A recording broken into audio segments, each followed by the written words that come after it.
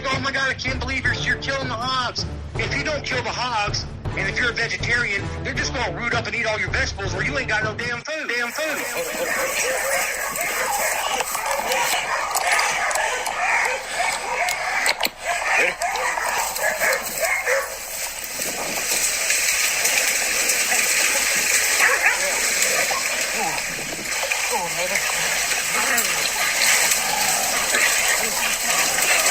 No ears on them.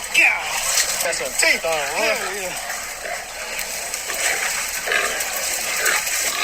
The name of the game is just to catch big boars. That's it. Big boars only. Yeah. There's a new shirt for Alex. Big boars only. Right? Yeah. Big boars only. Yeah, we're gonna have to push that on them. You ever had any of those hair-raising moments when you're in? Well, I've had heaps. I hunt mostly by myself. So so I've had heaps. Like, there's nothing like 2 o'clock in the morning, and the dogs are down in a river system, and we have it's like a vine. It's called rubber vine. And the pigs, it's really hard to get through for starters, but they tunnel in through the bottom of it. Okay. And I've plenty of times I've had to crawl into those tunnels at night by myself, and and get the job done. So that's pretty hair raising, especially when you got, the dog, a big pig. I'm talking, I don't know, I got to go pounds. So like, 200 plus pound hogs all the time. Plenty of them, like, 250s, 280s in some tight situations. Where else have I? That's one of the main ones. I had a pig in a cave once, and I was wondering why the GPS wouldn't pick up. So I was hunting some country. The dogs jumped off and they went out maybe quarter mile, a little bit more, and got on some pigs, and two of the other dogs. I was wondering where they are, so I looked at my GPS and they were in that direction. I couldn't hear them, but the GPS was not working. I thought their collars had dropped out. What the hell's going on here? Anyway, I got down there to where it just kept following, and then I could just hear a muffled bark. And I'm like, what the hell? And I got there and they were in a creek, and it was like a big rock ledge in the creek, and the pig had swum underneath the rock ledge and was in a cave. And the dogs had the pig in the cave holding it, and that was another wild one as well. I had to, drop everything out, just half strip off, and then go and swim underneath and grab the pig, stick it, and get that. Yeah, I don't know, like it's weird. I actually don't have a fear of pigs. So no matter where the dogs are, I'll just crawl in there and get it. And probably one day, you know what I mean? Yeah. You might be watching this and go, well, you weren't lucky. Remember when he said that? I'll get eaten next time I go out now. And but yeah, I when the dogs are in there, I do whatever I can just to get to them, no matter what. Of course. That's the number one priority. Yeah, of course. They're doing the job for you. So you got to get in there and back them up. Yeah, you send them, you got to go. Oh yeah, the worst ones are in the middle of the night, and if you are in some cold country and you end up in the water, that's the worst ones. Yeah, and I guess crocodiles, they're a real mongrel as well. You guys have got gators. Do they grab your dogs if the dog ends up in a river full of gators? Yeah. There is plenty of dogs that do get lost to alligators, but you mentioned crocodiles. Crocodiles move a whole lot faster and a whole lot. Yeah, there's some country that I hunt, and I was only up there last year. There was some mates of mine, and they live in the Northern Territory, and it's loaded with saltwater crocodiles. Like, it's out of control, and you don't even run your dogs loose in the back. So if you're depending on where you're hunting, if you're hunting those river systems and you're close to it, you keep the dogs in the cage, and then you try to push the pig. If you see a pig, try to push it away from the water. And wait till it's away, and then let the dogs out and grab it. But the pig won't even go in the water. So the pigs know the crocs are bad there too, and they won't even go in the water. But up there, there can be like, and this is honest, like 18-foot crocodiles every quarter of a mile. Wow. Stupid. Yeah, like they're in plague proportions, and you don't want to end up in the river with a lizard, because they'll eat you. They'll eat you, no problem. And a lot of guys up there get dogs taken. Some guys don't. Some guys just don't run their dogs loose when they're in around like bad waters and stuff like that. But it just depends on how much you care about your dogs. But even a puddle of water, they have. Well, you know what a pig wallow is? Yeah. Where he wallows in the mud and he makes a big groove. Well, up there they have water buffalo, and they're a pest up there as well. And they make a wallow, and it's huge. It's just the size of a small car. Yeah. And then obviously when it rains or whatever, or the floods come through, and then there's a puddle of water there. There's bloody crocodiles sometimes in these puddles. You have your dog next to them, and then out of the puddle, you get grabbed by a crocodile. I actually seen a video of something like that. The puddle of water wasn't probably no more than maybe 15 foot in diameter. Yep. And you see a dog walking up to the water, and they say, you see a big splash, and you hear that dog cry. Gone. Crazy. Never see it again. Yeah, they're a real pest. And because they haven't controlled them for the last, 30 years, 40 years ago, I think, or maybe might even be more, 50 years ago, they thought they were going to go extinct. So they put a ban on croc hunting. Okay. And now they're just out of control. Yeah. That's the same deal over here in Florida too. Yep. There's so much they thought they were going to go extinct, and now they're just like everywhere. Yeah, exactly.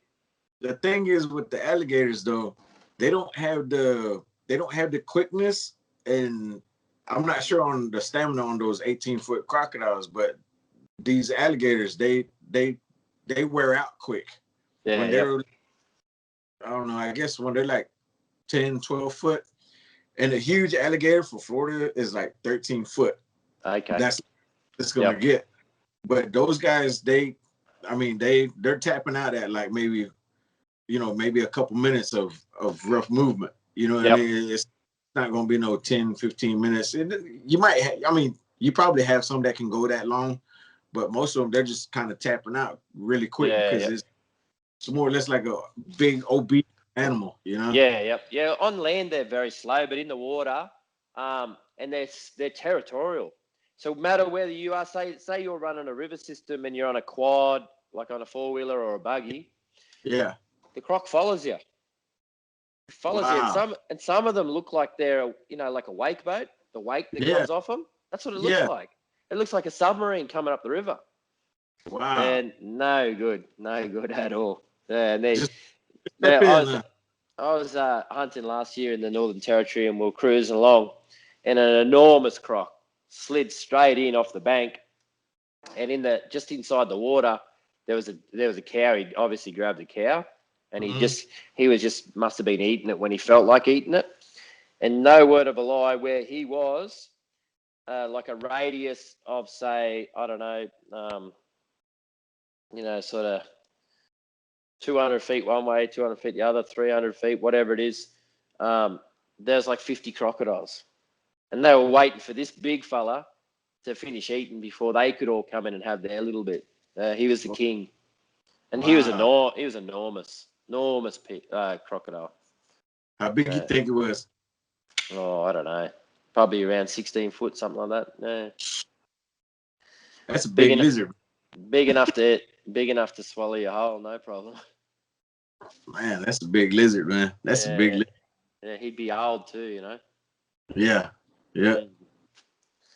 But that's some of the situations you don't really want to get yourself into.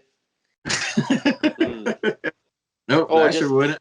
Or just jumping in the water in the middle of the night and it's freezing cold. You know what I mean? You don't want to get in them ones either.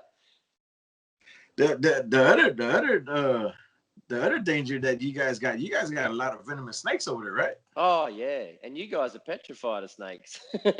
when you guys come over here, you wear these snake boots that go from your foot to your knee, and I'm like, because the boys gave me some when they come out, and what the hell am I going to do in these? I can't run in these. It's like having lead weights on your feet. Yeah. It's funny enough, we have like, I don't know, I think we have like maybe 9 out of the top 10 venomous snakes in the world. But you don't really see them all that much. Like, I don't know, when you're running flat out at nighttime with the headlamp on, yeah, you're not really noticing whether you tread on. You can feel if you tread on something, but yeah, you don't see them. It's not as, it is dangerous because we have them here, but it's not as dangerous as you think. You don't sort of come across them as much. You lose a dog to a snake every now and again there. But yeah, I think you have a rattlesnake over there. And I think a lot of people get bitten by them, don't they? Yeah, we have, I think it's about 4 or 5 venomous species of snakes here. We have one that's called the pygmy rattler, which full grown, probably about 2 feet long. Yep. And then we have diamondback, which is, there's some that's gone up to like 8 feet, but most of the time they're like 5 or 6 feet, 6 feet. And then we have one they're called a cottonmouth. I've heard of them. Yeah, they coil up and they sit there with their mouth open, and it looks white inside of their mouth, so that's why it's called a cotton. Yeah, right. And then they have another nickname for it. They call it the water moccasin, which I don't know why, but that's the other nickname for it. And then we have a coral snake. But the coral snake is just a little snake. He might be a foot at the most when he's fully mature, and he don't have the fang type of teeth. They eat little rodents and insects, so it's like if it bites you, most likely it's not injecting anything into you because he's got the little catcher teeth. So he's work on breaking your skin before he injects you. Well, that's like a sea snake. A sea snake is one of the most deadliest snakes in the world, but the only place they can bite you is that little part of the skin through there because their mouth ain't open up enough. Yeah, same thing. But yeah, we have. I don't know how many deadly snakes we got, but we got a lot, and spiders. We got spiders that'll hurt you as well. So we get everything. We got a bit of everything, but you can you can die walking across the road and get hit by a car. So. Yeah, I mean, I get that too. Where I understand what you're saying. Like when you're in the moment, you don't even realize you might have stepped right by a snake or something. You never know. Yeah, I mean, because there's times you're just going through the action and doing what you got to do. Yeah, I remember one night I was hunting and the dogs jumped and they went down into this jungle and I didn't even think, and I just flew out of the car and flew down after the dogs, and I got down there and I killed the pig.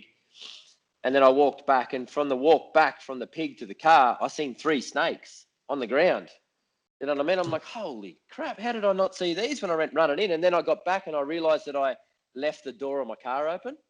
And I shut it as I ran off, and I was thinking the whole time, there's a snake in this car for sure, somewhere. But there wasn't, luckily. But yeah, you don't, it's not like you look where you're running when you're running at night time. Yeah. There was a time I was in a swamp, and right in the middle of the swamp, the water got up to like my neck. And then I started thinking about it because the hog was on the other side. I guess it was kind of like I guess it might have been a little channel way going through there, but he was on the other side where the other grass was, and the dogs were baying him. But when he seen me come into the water, he turned and started swimming towards me, and he was probably 220, 200-pound hog. Yeah, yep. Decent teeth on him. And he started swimming across towards me, and it's probably about 15 feet away, 15, 20 feet away. And he starts coming towards me, and I'm like, holy shit. So I started back out of the water, and then all the possibilities start going through my head. I'm like, there could be a gator right here, right behind me. There's probably some cottonmouths in these bushes right behind me. Coming in on me. Then I back up, got out of that water, and by the time that hog got across to me, the dogs that were behind him, they finally grabbed his butt, and he turned in the water, and I was able to get back in there and leg him. But you know, the action happens, you got to go. You know, everything you don't want to be back. You don't want to be thinking about it. Nah. You think what did they say? Think long, think wrong, you know? Yeah, that's right. Yeah. Just get in and get it done. Yeah. We were talking about situations before. I just thought of another one too. Like, we have a lot of mob ups up in the north of Australia where the pigs all mob up. I don't know if you've ever seen any of my videos on Facebook. The pigs mob up, I've seen and the dogs virtually they bay the whole mob. But the reason they're baying the whole mob, and I'm seeing dogs that are hard dogs, not collie style dogs, go in and they won't even grab them. And there might be a mob of sows, and they go in and they get bitten by the sows. Every time they grab a sow, the whole mob just transforms and turns into it. Well, the first time I ever seen it, I used to call it it's like 50 pigs turn into one giant pig. Yeah. And they push themselves that close together, back up to each other. They climb on top, and I've seen them 3 high. So it's like it's like a pig transformer, and it transforms into this giant pig, and the barking, they're all and they're all half squealing, and then it's chaos. And then if it's been dry, it's just like sometimes you get there and you're like, oh, the dogs have got a mob, and you get there, you can't even see them. There's that much dust from the pigs that they just they mob up, and that's and I've gone in a few times and walked in the like not in the middle of it, but walked in. There's a pig here and a pig there, and gone in if the dogs have got hold of one and quickly kill it, and then get back out of there and grab another one.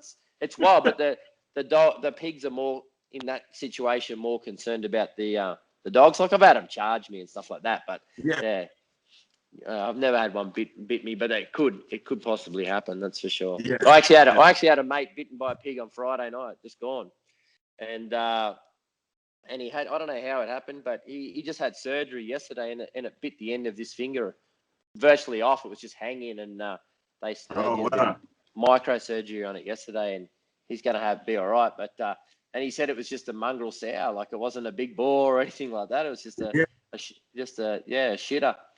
I said, he goes, if you ever had one bitten, I said, remember I had one, I got bitten on the calf once as I was running away. One grabbed me, but I had a pair of jeans on. I felt its mouth on the back of my calf as I was getting away.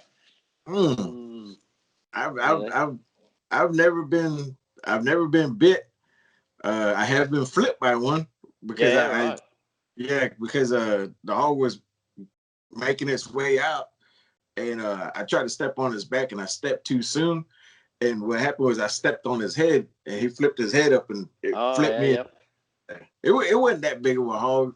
It was probably 150 pounds at the most, but they got that strong neck. So that's from them nosing up all the dirt, looking for the good little bulbs and stuff. Years ago, I was training some pups, and me and a mate were out walking a creek. I had some 6-month-old. They were band dogs back then, and there's 2 of them 6 months old, and wasn't really expecting to see anything. I was just getting them used to the bush, and next thing, down in this good sized creek, it was dry. There's no water in the creek, but had big steep banks going down, and they had this monster bait up. Like they wouldn't even go on it but they were right in its face. Yeah. And I said to my mate, and he was a big fella, and I said, we'll grab this thing. We're going to have to grab it by the back legs, and then without the dogs. And I said, righto. So we got down, and it was like quite steep, and we're sort of on the edge of it, and we got down, and we went whoomper, and we grabbed it. Well, that pig spun that quickly. I dived up out of the road, and my mate did too, but he didn't get out of the road in fast enough.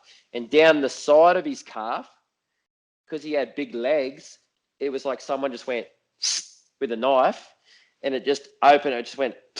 It opened up like that. Wow. And there's a good story to this. And I said to him, "Don't panic. It's all good. It's just a skin rip." But it was bad. It was like that long, and because his skin was so tight, when it slipped down, it opened up, and it was like yay wide sort of thing.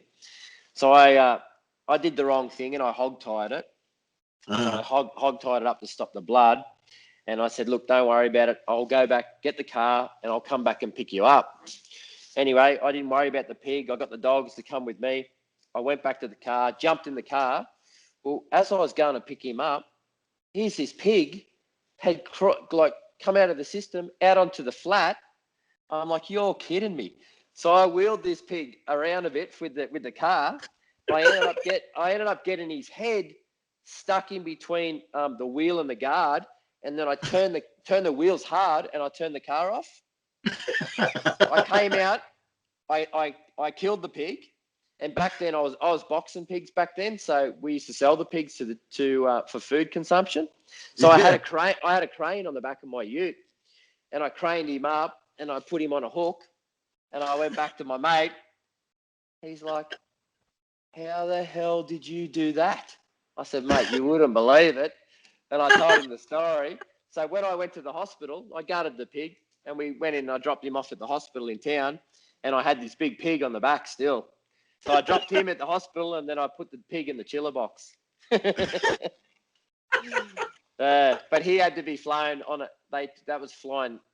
They call it the flying doctors, and they're country doctors. They come on planes, so for emergencies.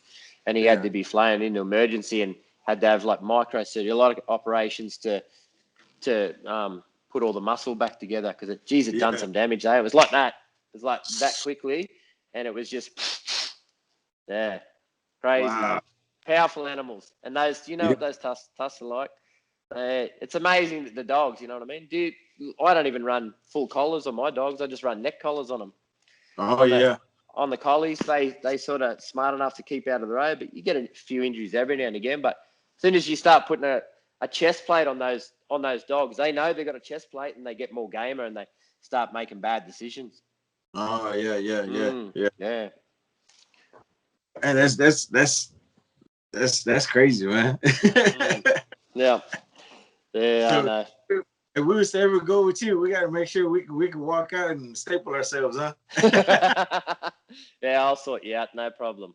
You gonna be out there running hogs before you come back. and like over there, you guys hunt a fair bit of sugarcane. Yeah. That's a good challenge, isn't it? I haven't done a lot of shit in the sugarcane. Yeah.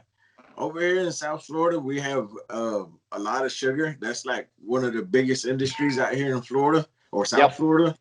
And a few of our buddies, Alex goes hunting out there in sugarcane. I got a couple buddies that invite me out there to the sugarcane, and it's probably just about comparable to what you said with that rubber vine that you was talking about. Yep. Not as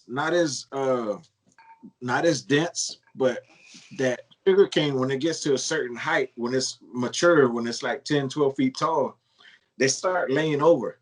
And they're probably like from like 1.5 inches to like 2.5 inch diameter. Yep. So then it turns into, I guess what would be comparable to like a big fishing net, I guess is what you would compare it to. Yeah, yep. You're trying to break through it. You're trying to crawl over it. And if there isn't a ditch that you can get in, sometimes they got the hog stop 300 yards in, 400 yards in. Some of these blocks, 400 yards wide and probably 800 yards long. And if there's no ditch close enough to where the action is, you're just going to have to struggle trying to get through there. Yeah, right. Yeah, and usually that time of the year, that's when it starts getting warmer too. Yep. And then, you're sweating, you're exhausted. It's hard work, isn't it? Yeah. We have a lot of sugar cane here too, and there's guys that just specialize in that. But I haven't really had many opportunities to hunt sugar cane. But I'm definitely looking forward to a challenge. I don't think the dogs I got at the moment could catch pigs in the sugar cane, but I'm sure after spending some time in it, they'd be able to work it out. But they reckon when your dogs can catch pigs in the cane, you can catch them pretty well anywhere. So that's pretty much what people go by around here too. They say better than the cane. Yeah, I think a cane's a lot harder than that rubber vine that I've hunted in the past. And then it is an art to the sugar cane as well. Like some guys only run 1 or 2 dogs, so that they can hear where the pig's going and whatnot, and they know that. They put the dog in there. They know to drive around the back of this section because if there's a pig in there, he's going to run out the back door and have another dog there or a gun. Yeah, there's definitely an art to it. But some of the you put the time and effort in the sugarcane, and they get some monster boars in there. Yeah, yeah. That's how it is here. Exactly what you said. You know, you got to strategize because the guys that can a lot, you know, they know the certain pathways that these hogs come in. That's it. Yep. And about 85%, 90% of the time they stick to that route. You know, sometimes they out the sides and this and that, but a lot of times they got that same route. But yeah, it's the same here. You'll see some big hogs come out of there. I seen one a couple months ago. Actually, it's one of it's Alex's best friend that passed away just about a month ago. I had just started hunting with his friend, about 2 months ago, and probably got to hunt with him about 3 or 4 times. But one of the nights when we went out with him, man, this big hog came out, and I swear to you, he was every bit of 400 pounds. Wow. He was huge. Yep. Huge. That's awesome. And he ran like he was a Olympic track star. He ran like he was an Olympic track star. We never stopped him. Full of sugar. Them hogs are something else, man. Oh, them big ones. It's nothing better than catching the really big pigs. It's bloody, because you know what it takes. I mean, you can jag them every now and again. They might be in the right place at the wrong time, but 9 times out of 10, they don't. You know, that's why we call my favourite time of the night is big boar o'clock. Yeah. I don't know if it's my favourite, but that's when you got to hunt, when you catch the big fellas, and it's from that 1 to 3:30 a.m. in the morning. Yeah. When they, you know, when they travel in and from wherever they've come from, and because them really big boars, they, even if there's not even a lot of hunting pressure, they still don't camp anywhere near where a good food source is. They don't camp. You think, oh yeah, they'll camp just, oh, there's some good thick scrub there, and then you look in the 2 miles, 3 miles away, 4 miles, there's a mountain range. Well, that's where he'll be. He'll be up in that mountain range, and he'll travel down here and get his feed in and get in and just get straight back out. And they don't hang around much. Smart. Them 7, 8 year old, like you say, the 400-pounder style pigs. Whew, they're the ones you want. Get that big by being dumb. Oh shit, yeah, exactly. And that's what keeps you going. And even if you miss them, it just drives you to come back, doesn't it? Yeah. Do you guys have like hog hunting tournaments over there? Yeah, we have. It's sort of. But I think they're a bit different to yours. You guys bring in live pigs, don't you? Yeah.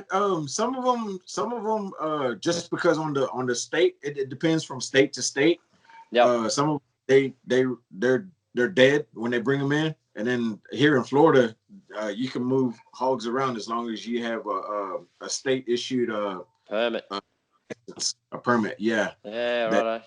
Transport live hogs. So we here in Florida, it's live hogs. Yeah, no, we have probably around I don't know, there might be 10 over the whole of the country, but there's sort of probably 4 sort of main ones that they have, and but yeah, you can't transport live feral pigs in Australia, but you can bring them in dead. So you gotta gut them. You can't bring them in like a live weight. So you drop all their heart, liver, lungs out, stomach, all the internals, the whole lot. They don't want anything in there. It's just a bare carcass. And so that's almost a dress weight, but yeah. And and they just you usually get like a top 3, and then they'll have like biggest boar, biggest sow, and then top 5, biggest barra, which is what you call a bar hog. Biggest sow. And then they'll have like mystery prizes as well. And then they'll have competitions for your dogs there as well, like the ugliest dog. The fastest eating dog. So they'll have like 10 dogs all there, and then they give them all a bowl of food, and whoever finishes the bowl of food, because you know what pig dogs are like. And some of them are just ravenous. And then high jumps, dog high jumps and stuff like that. So yeah, we do. And they're pretty popular, especially in the country, where not a lot, the small country towns, it really generates a lot of money for the towns, and they usually do as a fundraiser for some type of fundraiser as well. So and they're good. Everybody gets together, and And yeah, 9 times out of 10, there's not a lot of trouble, but sometimes there is. There's a bit of testosterone and a few egos getting around. Of course. As we all know, the pig hunters have got a bit of an ego, and my dog's better than your dog, or I caught a better pig than you, and you know how it rolls. But and then they have a bar there, and usually a band, and everyone gets together, and it's a pretty good time. Man, that sounds like a pretty cool event. Yeah, it's like a fishing comp, except it's pigs. You're weighing in your pigs. Yeah.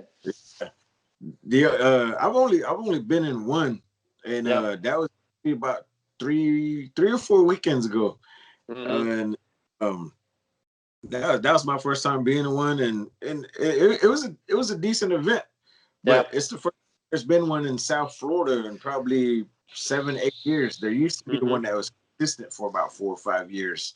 Yep. And it was growing, but then the company or the crew that was putting it on had a falling out, so that kind of fell apart. Oh yeah. Yep. What I was getting at is like you was talking about boar o'clock.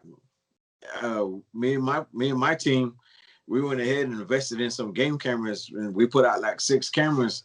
And the camera that we put out, it had good sized hogs on them, and they were right in that time zone that you're talking about. That's it, mate. 2, 3, 4 o'clock in the morning. Yeah, yep, that's it, eh? So they're not silly. And then if you start hunting flat out in those times, they'll change the times. They'll come in at different times. You know what I mean? If they get hassled at between 1 and 3 every night, or every second night, or whatever, next thing they start changing their times too to suit them. The smart animals, bloody smart animals. Like I got mates that hunt cane and stuff, and sometimes they catch their biggest pigs in the middle of the day, and that's because the pigs are coming in at the middle of the day because they know everyone's out hunting at night time. They know no one, or a tractor might drive past them while in the cane, and it just keeps going. You know what I mean? Yeah. There's a buddy of mine, one of the ones that actually invites me to go hunting with him a lot in the sugar cane. He's been chasing a good sized hog. One buddy says 350, the other buddy says 400. So I guess it's anywhere between 350 and 400. Yep. They've been jumping him. They've been jumping him at different times. Sometimes they go out there and they won't see him at night, and then they come back in the daytime. They jump him in the daytime, and then they come back again a week later, and then they jump him at night. So it's he's, like you said, they change it up, Oh yeah, they should certainly do. Well, there's some places that I hunt like cattle feedlots.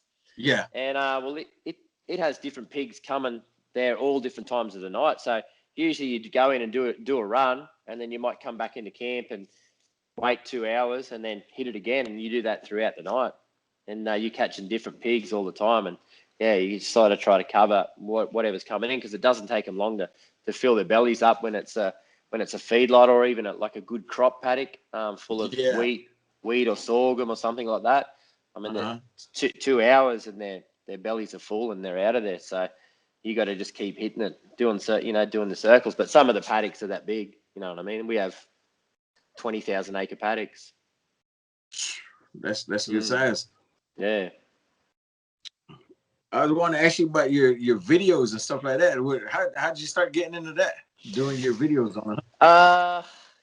So I don't know. Like, obviously, people like to see what I get up to, I guess. Yeah. And and then I learned when the Pigman crew's been over here a few years in a row. I learned a bit off those guys as well, and seeing what they do. They're professionals at what they do, so I just started doing that myself, and so I do most of the filming myself. Most of it's just with a mobile phone, and but when I can, I take a mate that's pretty good on the camera, and he does my editing as well. So he helps me out there, and so at the moment we're doing like 3-minute videos for Facebook, and and Facebook put a couple of advertisements in it, and you get a bit of coin back, so it all helps between that and merchandise sales and a bit of guiding and other bits and pieces here and there, and it sort of adds up and helps me to pay for the lifestyle, I guess. Puts food on the family for me and my son, and and then I also get to do what I love. Yeah. Like if you do something you love, you don't have to work.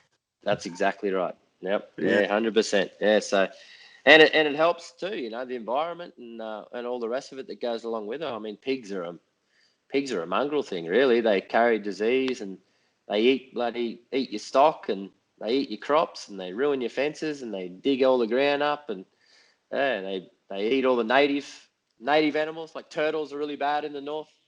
When the turtles come up and nest on the beach, the pigs come along and just dig the eggs up, eat the eggs. And some species are, you know, starting to get really rare because of the mongrel pigs. You know what I seen?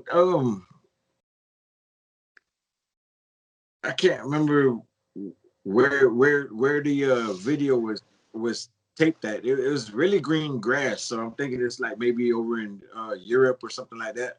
But it was one of those big, like Eurasian looking boars. Oh yeah, yep. It was eating a lamb. It was killing. Yeah, they will. Yep, they will do that. Yeah, they're bad for that here as well, and goats, young goats, and sheep. Yeah, it is a big problem. Yeah, people don't understand that a hog just eats anything. Anything, yeah. If he's hungry, he'll eat anything. He'll eat himself. Yeah. I've seen them eat on feed. I've seen them feed on dead carcasses of cows. Yep. And then I've even seen them eating other dead pigs. It's crazy. In depending on the country, we call them deadies. So when you get to a property, you say to the farmer, "Have you got any deadies anywhere?" And he'll go, "Oh yeah, there's a dead cow or a dead bull down, you know, in this paddock down there." You'll always catch pigs off it.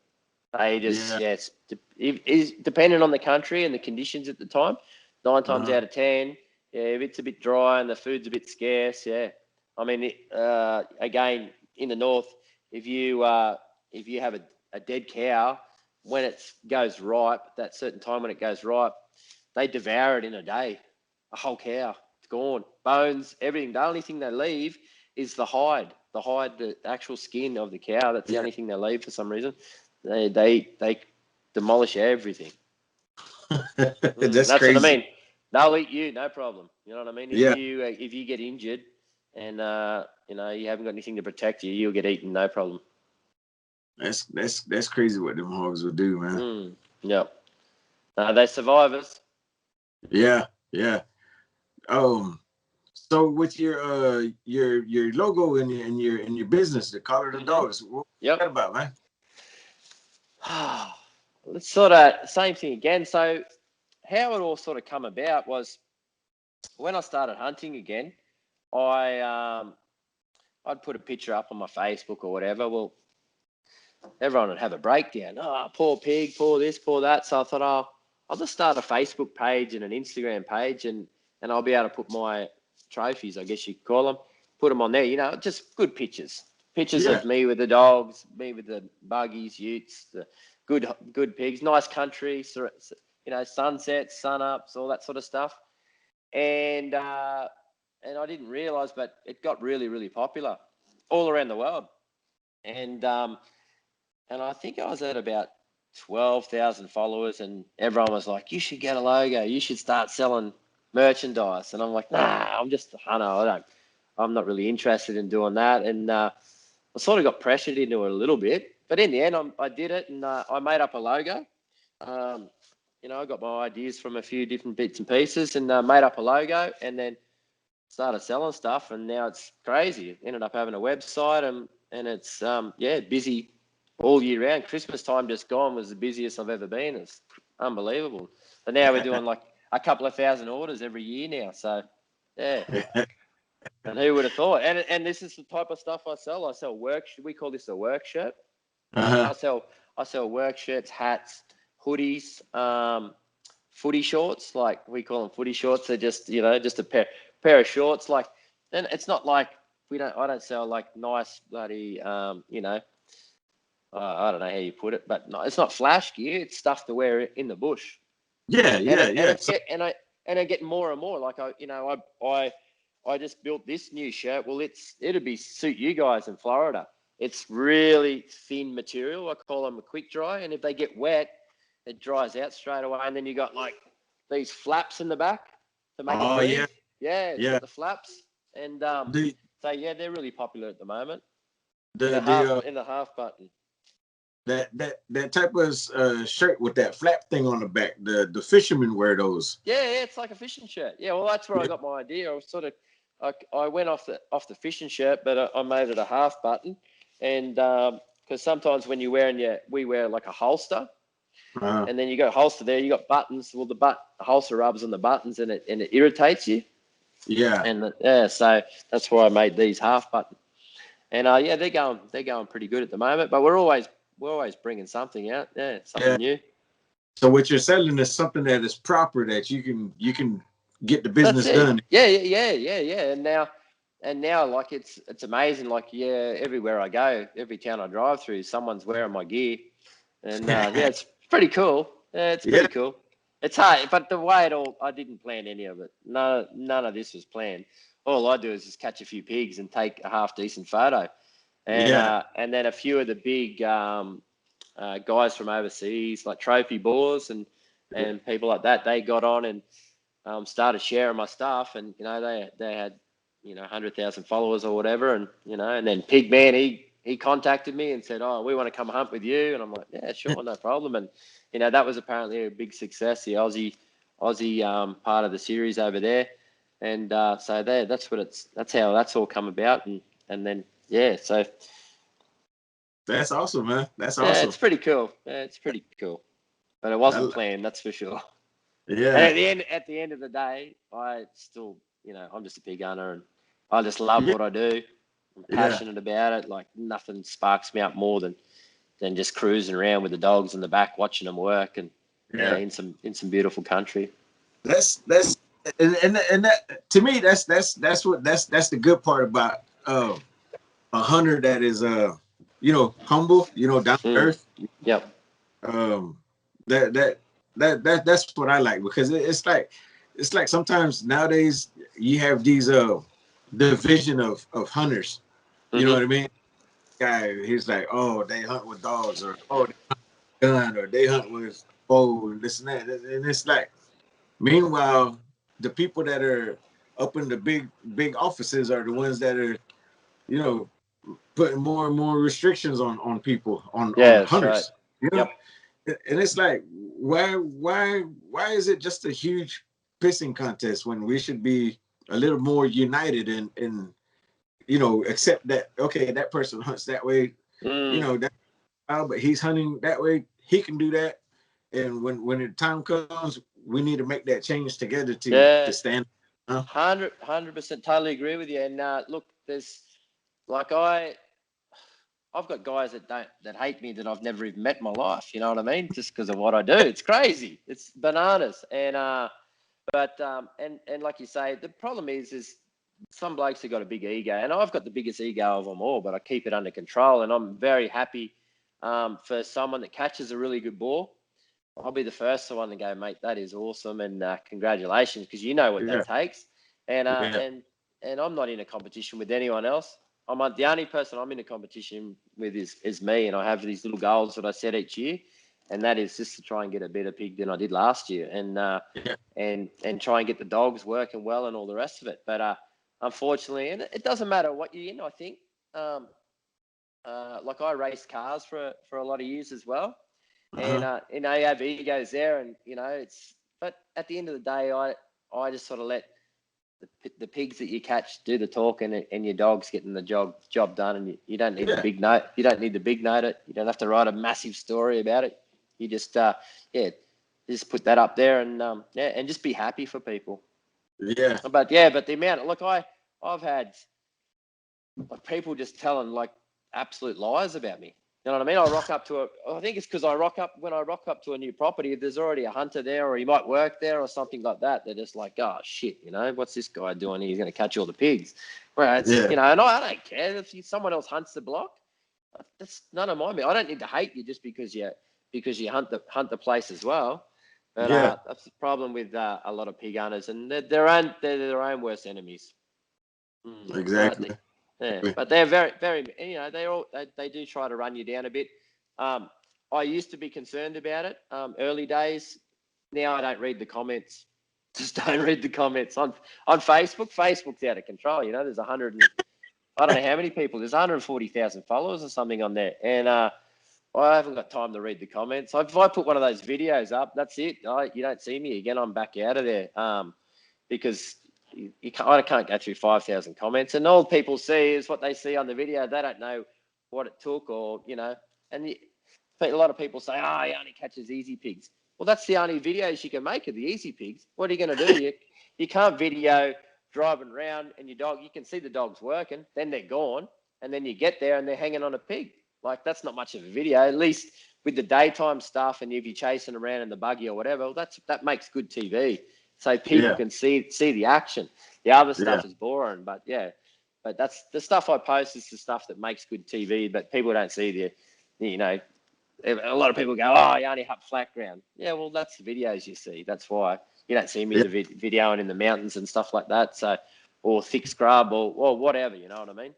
Yeah. But it is what it is. I mean, it's water off a duck's back these days. I don't get. I try not to stress too much about it. And those people too. You know what I mean? They're the same people that might talk a bit of shit about you. You see them and they're not like that at all. You know what I mean? Keyboard warriors.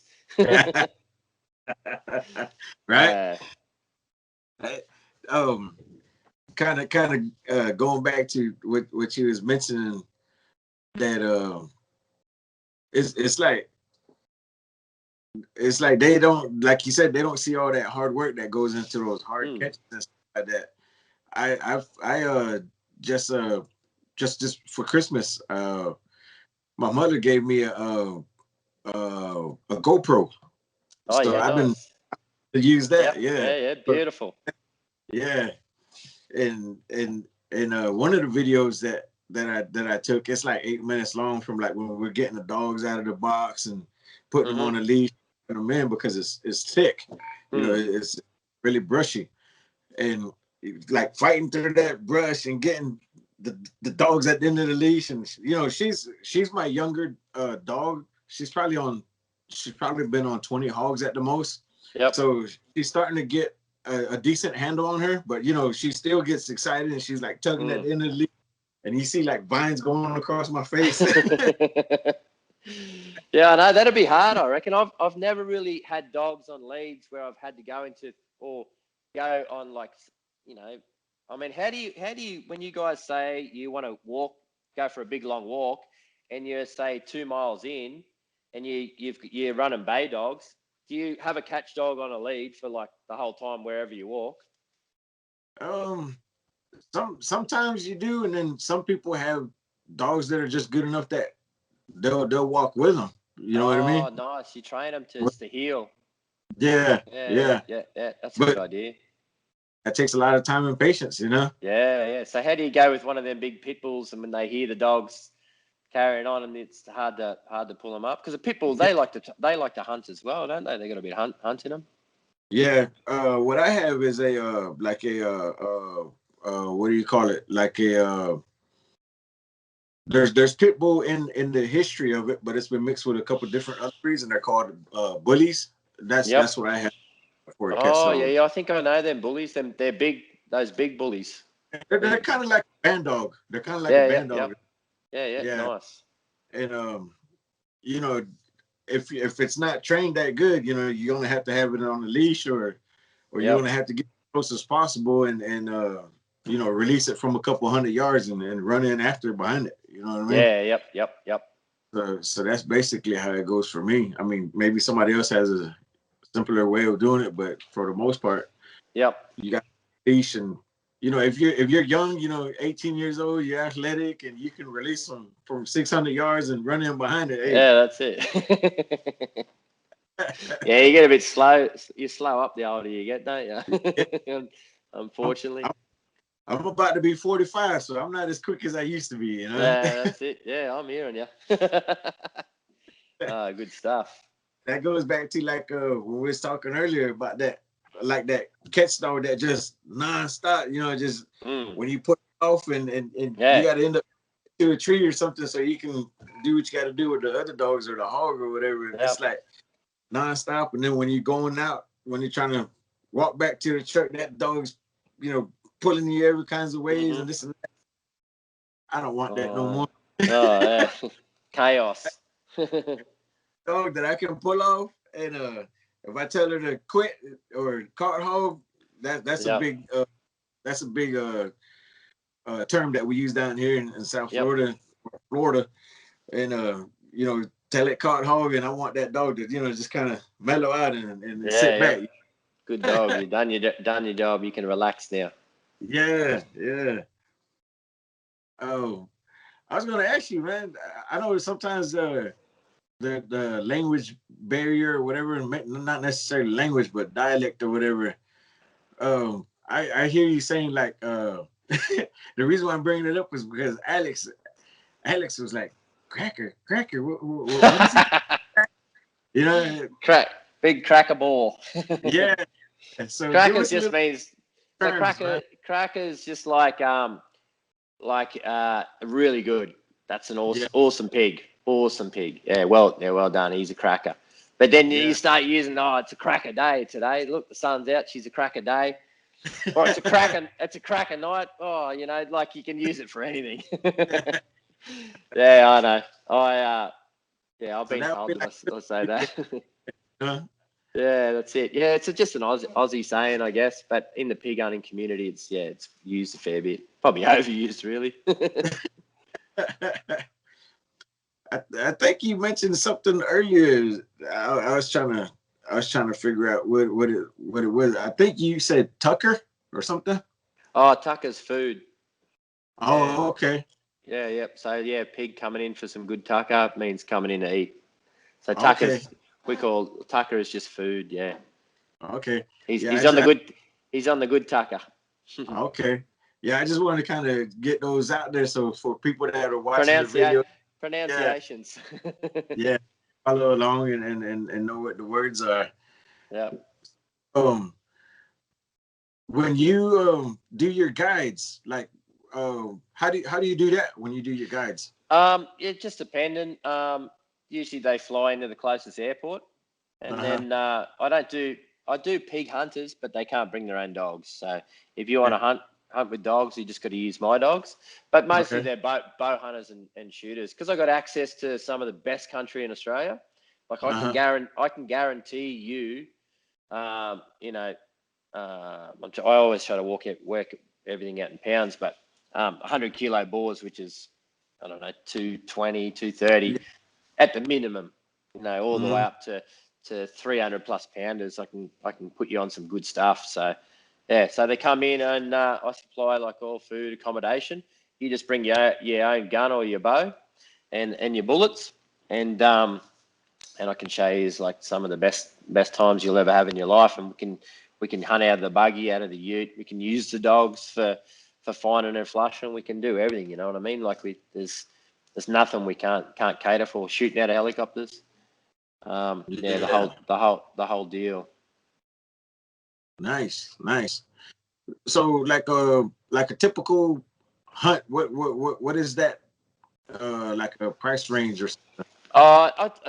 It's always just a one price, $1,000 a day per person, all inclusive. And I don't care how many pigs you want to kill. You can kill heaps. You can get access to scrub bulls as well. Now, a scrub bull is they're cattle that have just gone wild. So the places that you got to remember, the places, there's so many places. Some of the smaller places are 1 million acres, a small place, and a lot of them are unfenced, or they have huge paddocks, and then cattle come in from national parks or something like that, and you get these bulls, and we call them scrub bulls, and they're actually wild. They're clean skinned. They've no brand on them. They've never seen humans, and they're very territorial. So they are a challenge.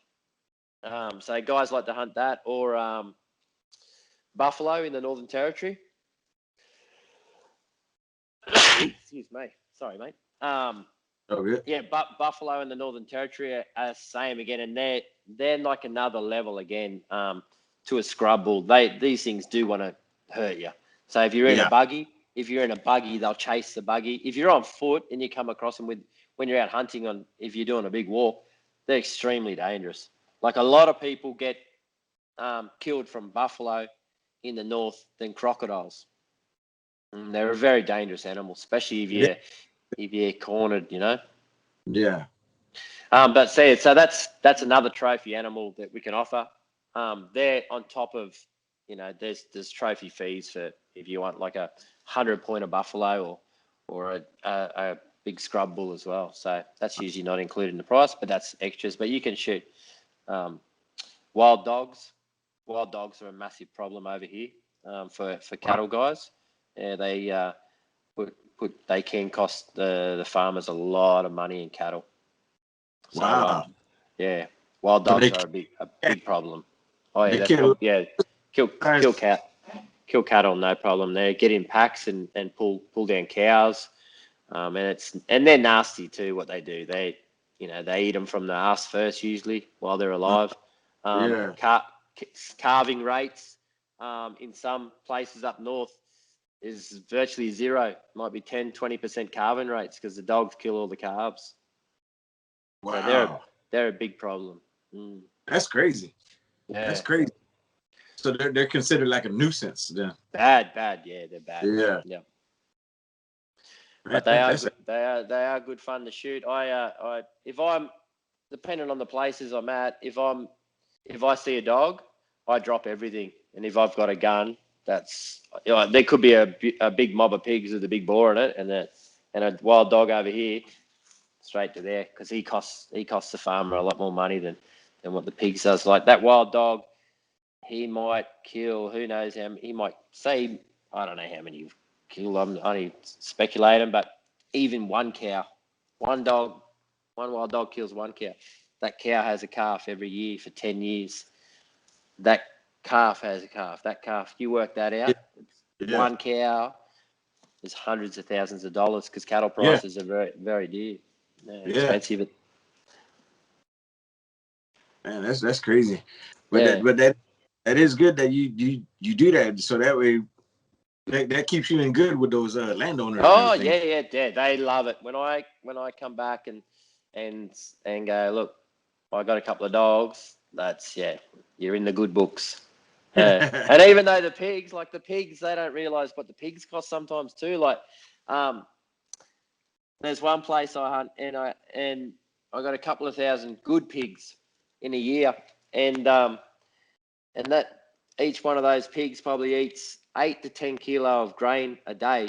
So they're grain pigs. They eating the sorghum, and then sorghum's $300 a ton.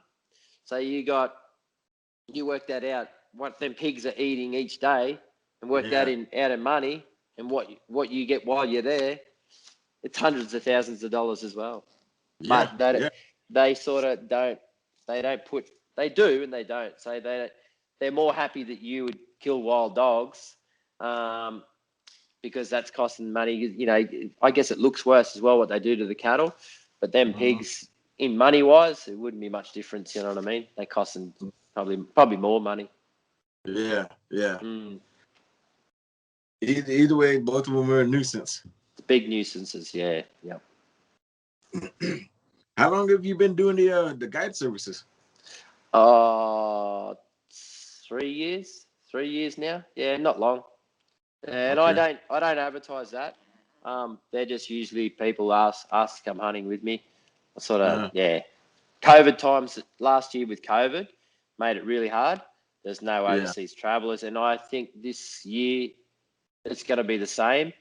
Possibly next year the borders might open back up, like the Australian borders. So at the moment, because of COVID, we have hardly any active COVIDs. The only active COVID cases in Australia at the moment are people that are coming from overseas and they're quarantining in hotels. So if you wanted to come here right now, you could come here, no problem. You can fly here, but you got to quarantine in a hotel for 2 weeks.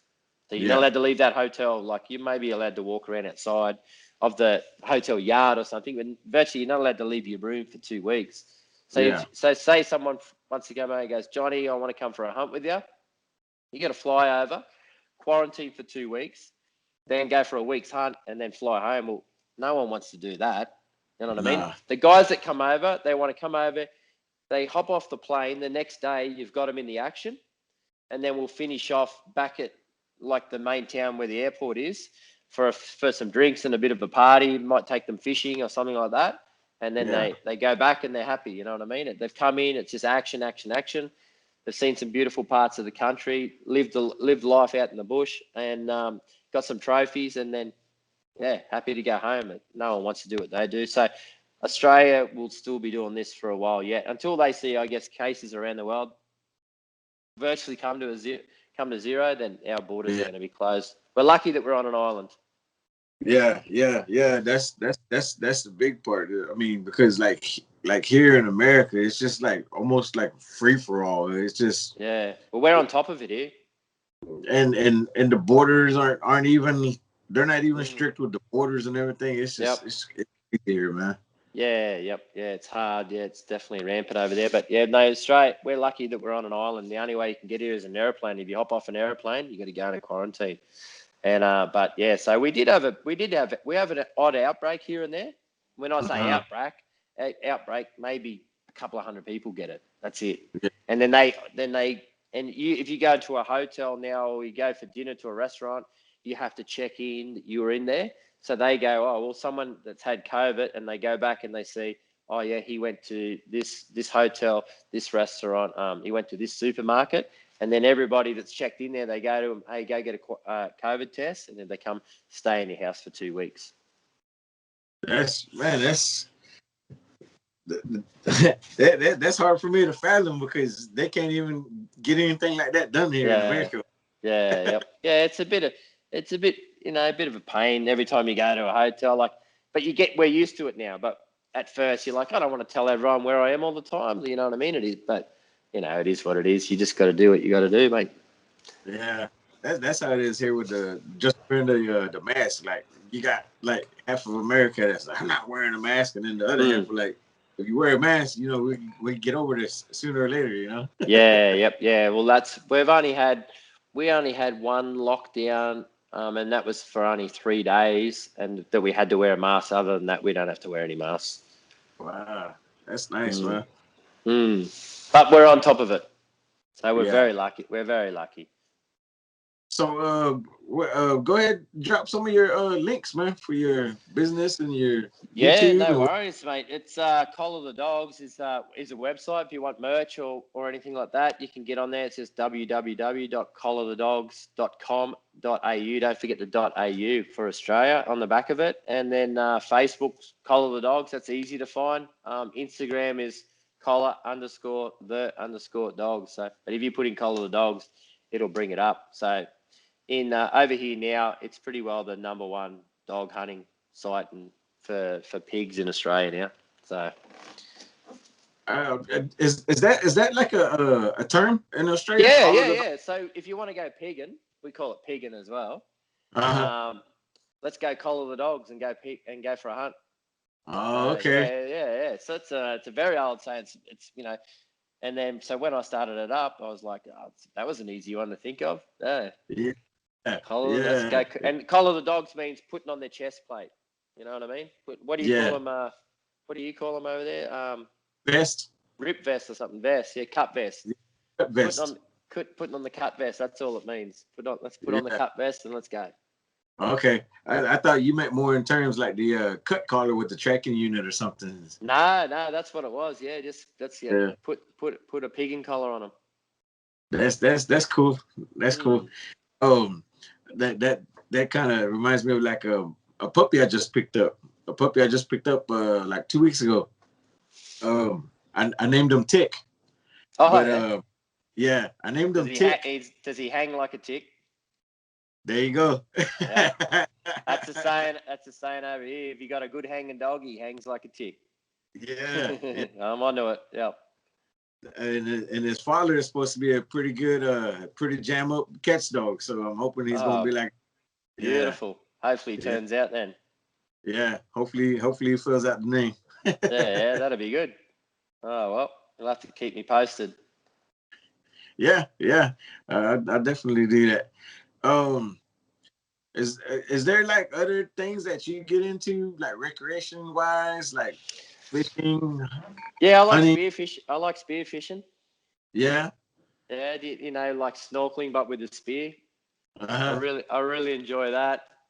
What else do I do? You guys got a lot of great whites over there, right? Oh yeah, we've got plenty of stuff that'll kill you in the ocean. So you got great whites, tigers, bull sharks. You've got a stonefish that you step on. There's a jellyfish that will kill you. Sea snakes, but you got to be pretty unlucky there. What else is there? A clownfish that'll kill you. Yeah, there's plenty of stuff in the ocean that could, do damage. That's for sure. But that's all part of it, isn't it? You've been on adrenaline for days, huh? Oh yeah. Hopefully one day it won't catch up with me. But yeah, I definitely like to live my life how I want to live it. Yeah. They call it living the dream, but I just call it living life.